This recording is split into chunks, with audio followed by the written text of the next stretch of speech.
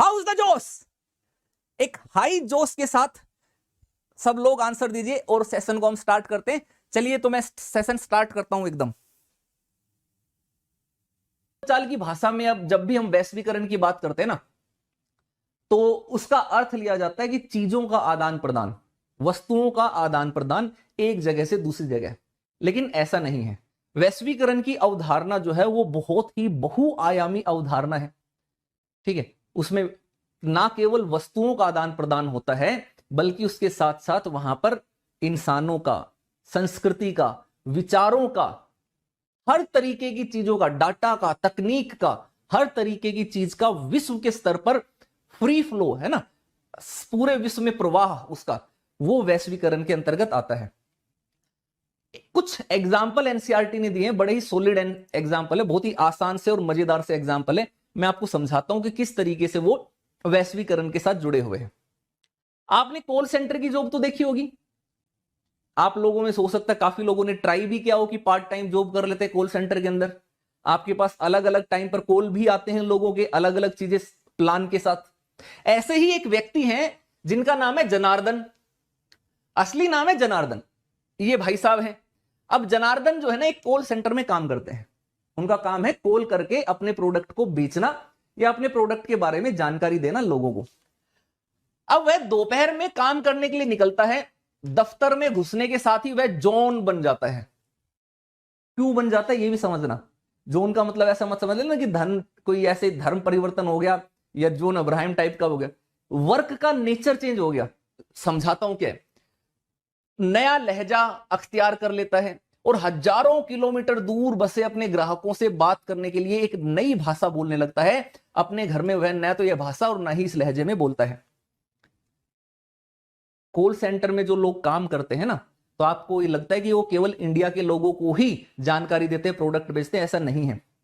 India में बहुत बड़ी संख्या में ऐसे कॉल सेंटर हैं जो विदेशी दूसरी कंट्री में वहां पर सर्विस प्रोवाइड करते हैं, वहां पर सेवा प्रदान करते हैं, वहां पर कॉल करके लोगों के बारे में, अपने प्रोडक्ट के बारे में, अपनी सेवाओं के बारे में जानकारी देते हैं, उनकी समस्याओं का हल करते हैं। तो जो जनार्दन है वो ऐसी ही एक विदेशी कंपनी में काम करता है, एक मल्टीनेशनल कंपनी के कॉल सेंटर में काम करता है। उसका ऑफिस भारत में है, ठीक है, लेकिन जो सर्विस प्रोवाइड कर रहा है वो देश हो सकता है अमेरिका हो या कोई भी दूसरा देश हो सकता है। अब भारत में और दूसरे देश में सेम ही समय पर एक जैसा माहौल, एक जैसा वातावरण नहीं रहेगा। हो सकता है भारत में दिन है तो उस तरफ वहां पर अमेरिका रात हो। तो ये जो है ना, जोन को सारी रात काम करता है, दरअसल उसके विदेशी ग्राहकों के लिए वो दिन का समय होता है। ठीक है, जनार्दन एक ऐसे आदमी को अपनी सेवा प्रदान कर रहा है जिससे बहुत संभव है वह कभी आमने सामने की मुलाकात ना कर सके, और यही उसकी दिनचर्या है। बहुत सारे लोग आपने देखे होंगे कि रात में गाड़ी आती है कॉल सेंटर की लेकर के जाती है और फिर वो ऑफिस में जाकर के कॉलिंग कर रहे होते हैं और सुबह लौट करके आते हैं। अब आपको लगेगा कि रात में किससे बात करते हैं। रात में तो फिर जब बात आती है कि रात में किससे बात करते हैं, तो फिर आपके दिमाग वो सोना बाबू मुन्ना उनमें घुसता है, यार भाई रात में तो उन्हीं से बात करते हैं, इनको बातें करने के पैसे मिल रहे हैं, वाओ है। ऐसा नहीं है।